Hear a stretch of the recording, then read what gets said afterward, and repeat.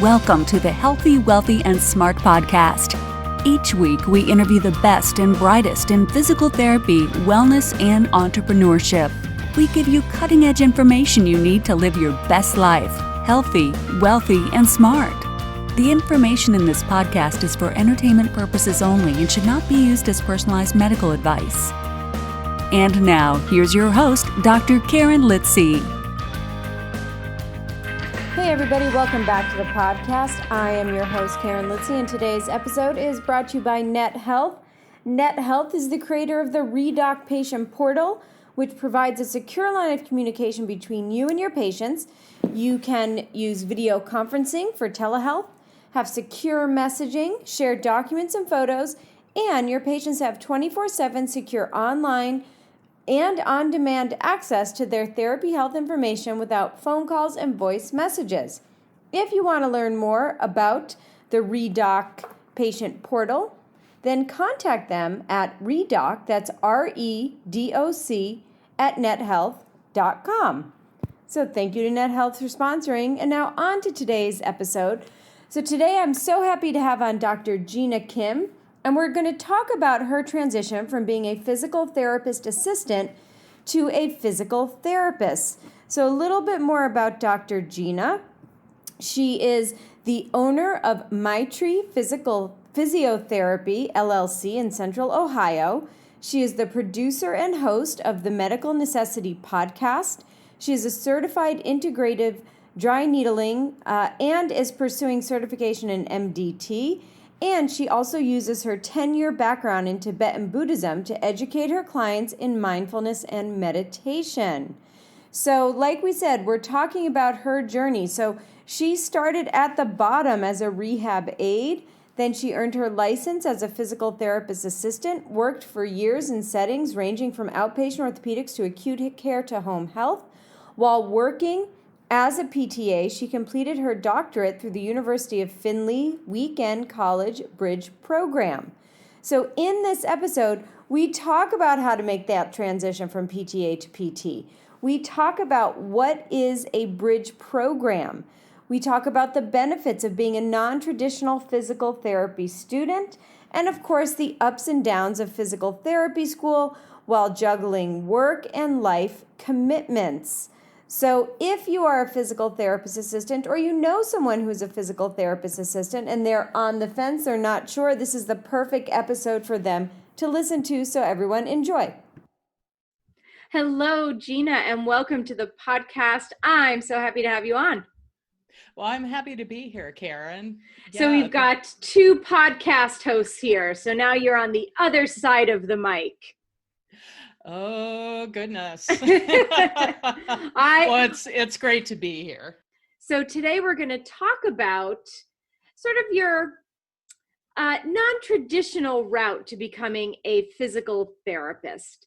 So as a lot of people know, or maybe some listeners don't know, the physical therapy profession, we're now a doctoring profession.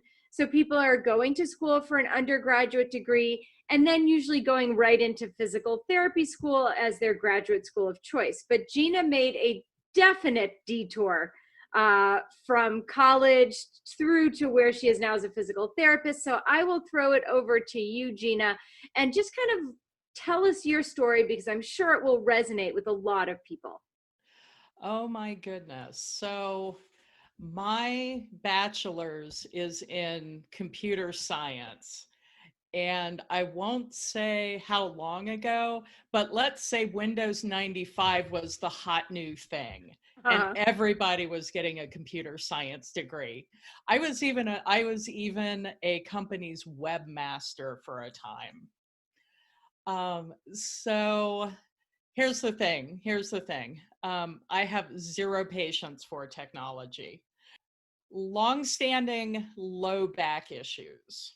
Okay. And especially sitting at a desk job, we all, PTs, now I know. Well, when I was working one particular job, and couldn't take the back pain anymore.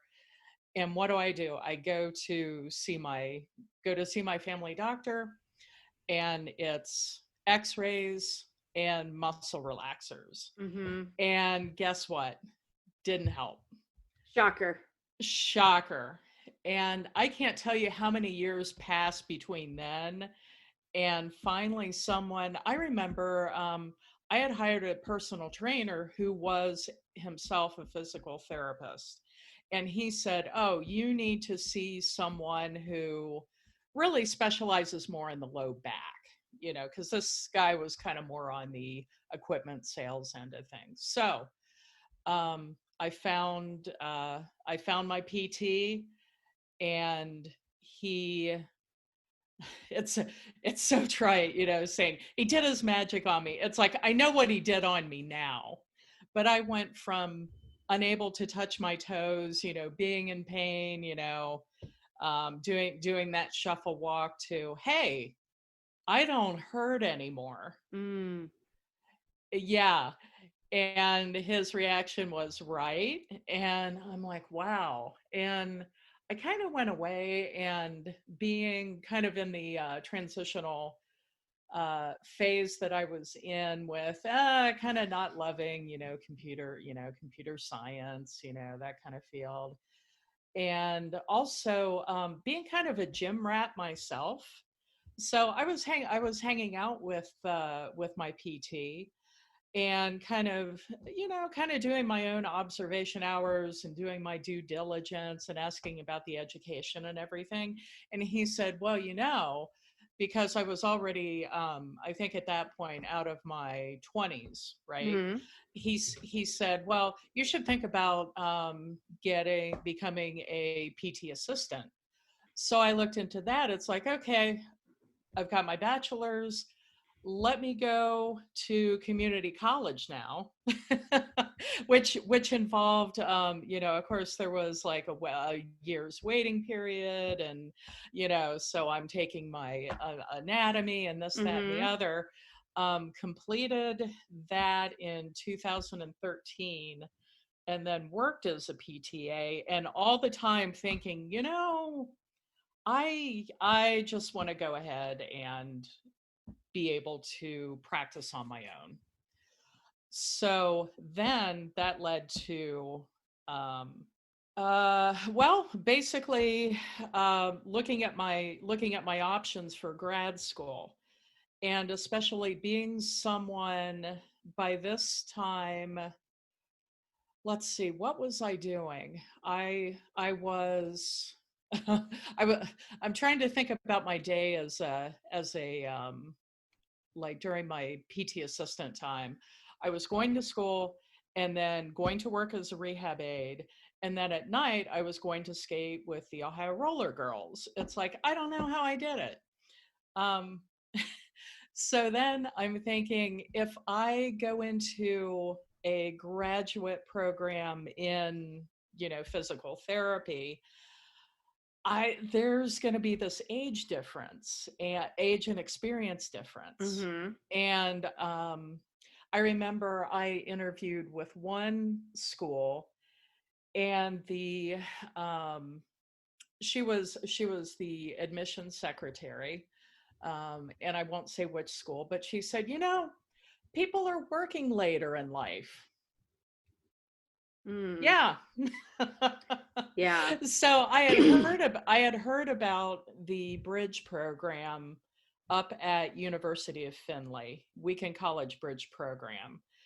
So that required preparation as far as retaking physics, taking, my chemistry series, thank goodness I had already taken exercise phys, but doing the things so I could apply. And then I got in. And at the same time, I was still required to work as a PTA as we went up to Findlay every other weekend. And when I say we, I say I met with my cohort who came in from all across the country. So I had a 2-hour drive. There were people flying in from Seattle. And is Findlay College in Ohio? Findlay College is in Northwest Ohio. Okay. And can you explain a little bit more about what a bridge program is? so that Sure. people kind of understand what that means from like a PTA to a PT. Sure. So it's a bridge in the sense of you're a PTA and you want to become a PT. Here's the thing, you will need your bachelor's degree. Okay. Okay. So I had that check, um, plus prerequisites, check. And then since part of the requirement for working was to help with assignments that we would have, and we would be given. So we could focus more on the evaluation part of it because Mm-hmm. we were all over the treatment part, and there were people in my class who were already directors of rehab. Mm. So I was in a very well experienced and pretty smart class. It was pretty intimidating, but also you get that benefit from all this commingling. So then it's basically like any other DPT program. It was 3 years, Okay. with clinicals at the end. And then you take your boards and then I became Dr. Gina. Right. And so within those bridge programs, how many of those programs exist in the United States? My understanding is only two. Mm. This one and one in Texas, Okay. whose name is escaping me right now. Okay. But yeah. And here's the thing too, because I always kind of had in the back of my mind, well, I can always apply to the bridge program. It Mm-hmm. was it was kind of like in my back pocket, right? Um, University of Findlay is a private school. So you also have to keep in mind the tuition that goes with it, Right. plus travel, accommodations, and also time off work when you need to, do certain things, such as your research and projects and all that. Right. And when it comes to then your clinical affiliations, so at that Hmm. point, do you have to leave your PTA job in order to do your clinical or your clinical placements? Yes, and I would say it was a little messy because we were pretty much we were kind of responsible for finding our placements, right? Um, so yeah, so then you are um, going off, working someplace. Now you don't have income. Okay, so you have that to deal with.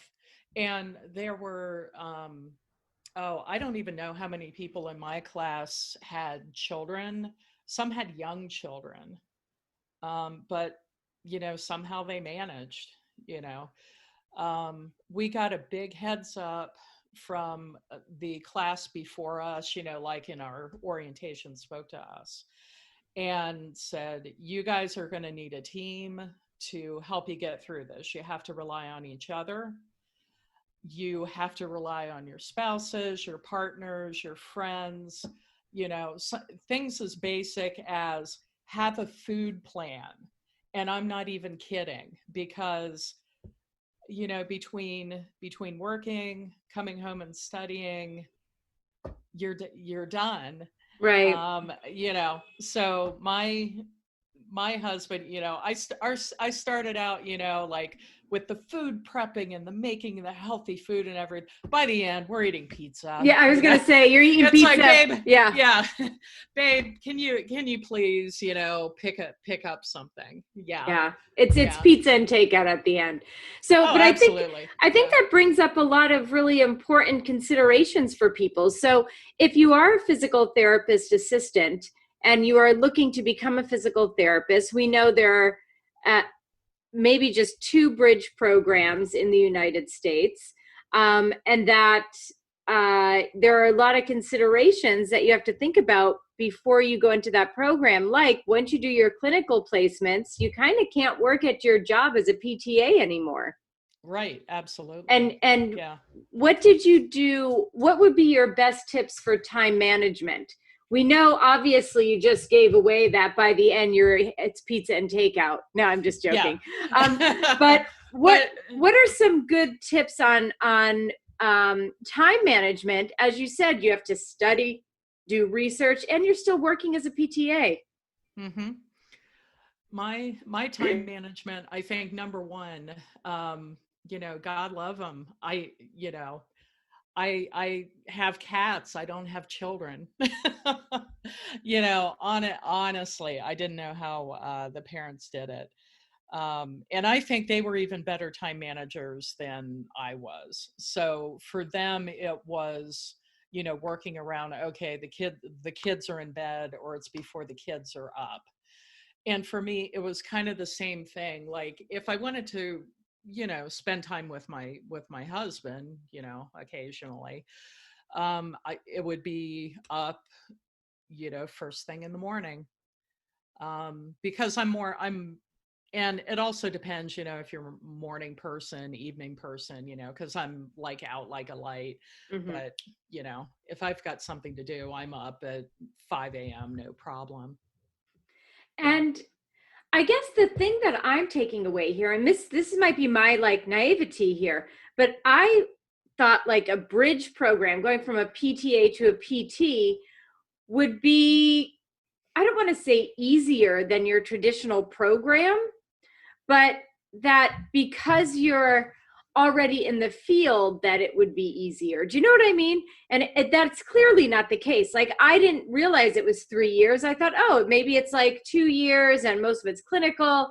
So I think this is really painting a clearer picture for people of like, no, this is still a 3-year commitment, mm-hmm. 3 years of financial commitments, perhaps loans, everything mm-hmm. else that goes along with it.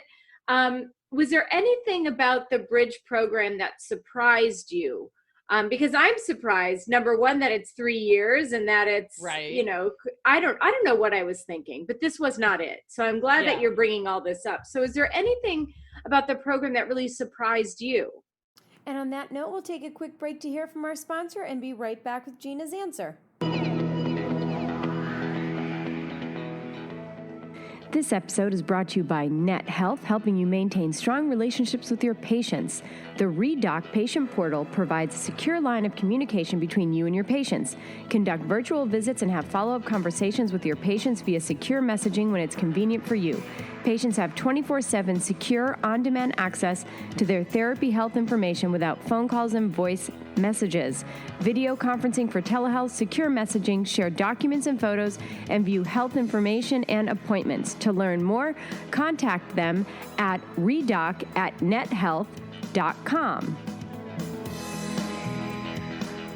Biggest surprise for me was for a program that had been around as long as it had been, that we still had to work around a university and kind of the CAPTE system that I think really, really wanted us to be a traditional program, in the sense of, for example, I know after us, clinicals were starting to be changed to, I think, get people into the field earlier, which was, once again, kind of messing with people's employment. So they were surveying us, would you prefer, to do like 2 weeks at the beginning? And we're thinking, well, how are we going to do that if, our, mm-hmm. Our clinic, our SNF, wherever we're working needs us. Yeah, not what you would have expected. And yeah, I guess exactly. the next question is, and you sort of alluded to this when you said you were looking at other physical therapy programs and the woman said, oh, well, people are working later in life. But let me ask you, which is kind of an interesting thing to say, but what do you feel like or would you feel that you're kind of coming into the doctorate of physical therapy, not coming straight out of high school or straight out of college? What advantage did that give to you coming into the field as a newly minted DPT? I think it gave us a huge boost of confidence, because I know that in my career as a PTA, I worked for probably a dozen different PTs, seeing how they worked, you know, what they could have done better, what they did great, how patients responded, and plus, I've got all my treating skills already in place. Okay. Um, so I even find it a little hard to imagine, wow, if I were coming out of a traditional program. And I've heard this spoken about a little bit of, just trying to build that confidence in that first year. Well, I came out and it was kind of like, well, I just add evaluations to what I'm doing. And let me ask you this. When you were a physical therapist assistant, what was your experience like as a physical therapist assistant? It really depended on the PT. Um, a lot of them I felt had a lot of trust in me, because they saw that, their patients were getting results and I had good rapport with them, and so forth. Had a few, it became a little more interesting once I was in school, um, because I know there was one particular person who he was pretty fresh out of school, and he seemed to want to challenge me a lot, like, kind of like, pop quizzes and things like that. It seemed a little like gatekeeping a little bit, but I mean, that was minor compared to the other PTs that I worked with. Yeah. Oh, that's interesting. I know, because I often wonder what that experience is like. And then, so for you, moving from the physical therapist assistant to the physical therapist was all about having a little more autonomy and agency over your career. Is that right? Absolutely. Right. Yeah. And when you graduated, how did you feel then? So, because it was it difficult to make that transition? Did you kind of fall back into old habits after you graduated, or was it more like, I got this, I'm doing it? I would think it really felt like I was ready for this. Now, the part that I didn't expect, and I think this was from my experiences in my clinical rotations as a PTA, and then doing it again as a PT, and also a couple of affiliations. They were kind of more in those mill-like settings. So I didn't go into PT school thinking I'm going to become a business owner.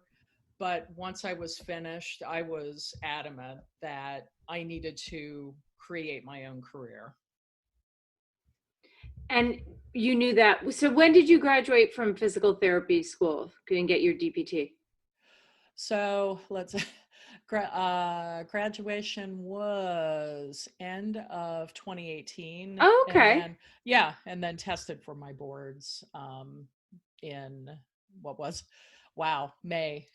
How soon we forget. I know, you seem to have blocked that out. Yeah, I'm sorry, April. Uh-huh. Yeah. Okay, so it sounds like the experience that you had previously really set you up to then say, I'm ready to become that entrepreneur. I'm ready to kind of do this.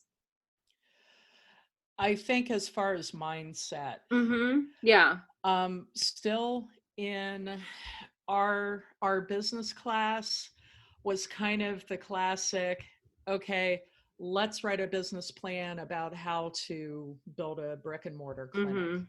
So then the business knowledge, some of it I, took away from the free resources on the APTA website. But being a solo, clinician and cash based, I felt that I needed to look for kind of more support, as far as networking and all that. And because I was dealing with different issues than, say, a, larger clinic with, accepting insurance and with, several therapists and whatnot. Right. So, I mean, and of course, like moving on through the business, that's a whole other discussion, which, maybe one day we will have on here as well. But what I think it's important to note is that, you mentioned it briefly as the mindset part of it. You're like, oh, I had the mindset part and kind of skimmed over that. But that is so important because, like I said, when I graduated from PT school, no way in hell did I ever think I'd be able to own my own business. Just wasn't even on my radar, So what advice would you give to, I guess, newer grads, whether they're traditional or non-traditional like yourself, who are thinking about starting their own practice? To find people and hang out with people who are doing what you would like to be doing, there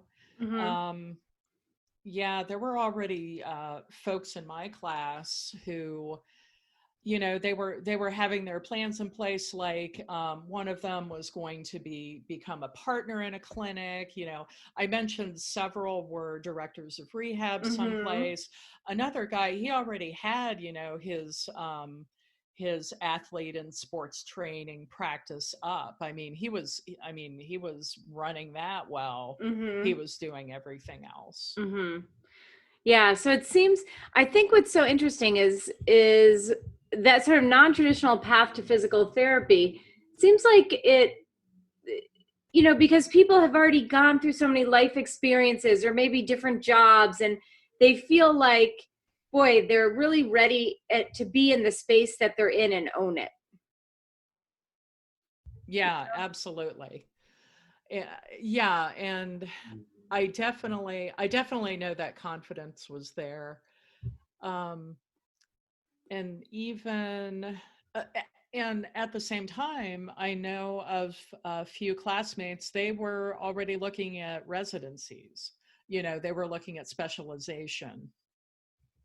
Yeah. So, I think my big takeaway here is to all of the more traditional PTs out there who maybe have a non-traditional student or physical therapist in their class, or who are in class with people who maybe are physical therapist assistants and going for that DPT, is to make sure that you seek them out and learn from them. Oh, absolutely. Because they've got these life experiences that when you're 21 and 22, you just don't have. And so seek those people out in your class and definitely learn more about them and learn where they're from and where they want to go. Because I think that as a traditional student, and when I say traditional, I mean, you came out of high school, went to college, and now you're in PT school, a sort of straight linear track, that there's so much more that the non-traditional student can offer because you've got some more life experiences under your belt. Absolutely. Let me add another point to that. Yeah. As far as the confidence part, because especially working with older clients, they seem to have a little bit more comfort working with someone my age. Yeah. And yeah, that makes sense. And sometimes kind of already assume that I was a PT, working there. Yeah. Even so, this is as you were a physical therapist assistant. Or now? As I was a student. Oh, as you were a student. Yeah. Oh, Yeah, that's interesting. right. Yeah. That's interesting. Yeah. Yeah, I didn't even think about that. So the confidence, not just that you exude, but that the patients can kind of feel it. And Exactly. yeah, And that's also, interesting. yeah, and also I think the ability to quickly develop rapport Mm-hmm. and all those good skills, you know, like listening and responding and hearing and seeing how people are presenting, Mm-hmm. instead of, you know, being, you know, well, you know, I'm still learning these basic, you know, I have to learn all the things. I have to learn how to evaluate, you know, but also how to treat and progress and this, that, and the other. I've already got the, you know, I'm already thinking ahead, you know, to what their course of treatment is going to look like, you know, because I've seen it, Mm-hmm. right? Yeah, you've got the Yeah. experience. Yeah, Yeah. yeah. And experience, as we know, is so important. So let me ask you, as we start to wrap things up here. So I gave you what my biggest takeaway was. What's your biggest takeaway, and what would you like the listeners to take away from our discussion of your journey of being a non-traditional PT? My biggest takeaway. So you have the benefit of the non-traditional experience, you know, meeting all these people with different, you know, different knowledge bases and certifications and things like that. Also, at the same time, there's a challenge to doing things such as, you know, say going to a conference, you know, like CSM, Mm-hmm. because you have to think about, you're going to be in school when a lot of these events happen. Yeah. So it's like, if you really really want to go, you have to plan, you have to make plans for it, and you know, get an excused absence, you know, for want of a better word. So that can really, I I think you need to then really, really work on your networking when you're finished. I Mm-hmm. think because of that, Yeah, that just to makes be sense. aware of that. Yeah. Yeah, yeah, that makes a lot of sense. And then, I'll ask you the same question I ask everyone, and that's knowing where you are now in your life and in your career, what advice would you give to your younger self? And let's not say when you graduated PT school, because that was like a year ago. So Yeah. let's Right. maybe go back a little bit more, like maybe when you graduated undergrad or something. Yeah. Back in the day. Yeah. Um, not everyone who gives you advice knows what they're talking about. True story. Yes, because that's how I ended up in computer science. Which was not the right career path for you. Which was not the right career path, Uh-huh. right? Yeah. So, yeah, the thing that I wish I would have done a lot more of was extracurriculars, so I could have known myself a whole lot better That's great to make, advice. yeah, to make a better guided choice. Great advice. Now, Gina, where can people find you? So, first of all, talk about your podcast, and then where can people find you? I would be happy to. So, I am the producer and host of the Medical Necessity podcast, where I help guide people through the flood of medical information out there. I love it. Yeah, available wherever you get your podcasts: Podbean, Spotify, iHeartRadio, um, at iTunes. And my business is called Maitri Physiotherapy LLC. You can find me at maitri.physio. And I practice in Ohio. I'm licensed in Ohio. I bring world class physical therapy to your home or via telehealth. Mm-hmm. So you can find me there, and I Awesome. love to treat back pain. Awesome. Well, we will have all of the links to everything at the show notes at podcast.healthywealthysmart.com. So if you weren't taking notes, don't worry. One click will get you to everything, including your website and your podcast and social media as well. Gina's got a great Instagram page where she shares a lot of great free information with everyone. So you'll definitely want to check her out on Instagram. What's your Instagram handle? At medical_necessity. Awesome. So Gina, thank you so much for coming on. This was great. And I think it gives people a lot to think about, especially those physical therapist assistants out there who maybe they're on the edge. Maybe they're thinking, do I want to go on? So I think you gave a lot of great information, a lot of great insight. So I appreciate it. Well, thank you. And I hope absolutely anyone who has questions about this bridge program, feel free to reach out to me. Awesome. Thank you so much. And everyone who's listening, thank you so much for listening. Have a great couple of days and stay healthy, wealthy, and smart. And a big thank you to Dr. Gina Kim for sharing her story and her journey from going from a physical therapist assistant to a physical therapist. And of course, thank you to Net Health for sponsoring today's episode.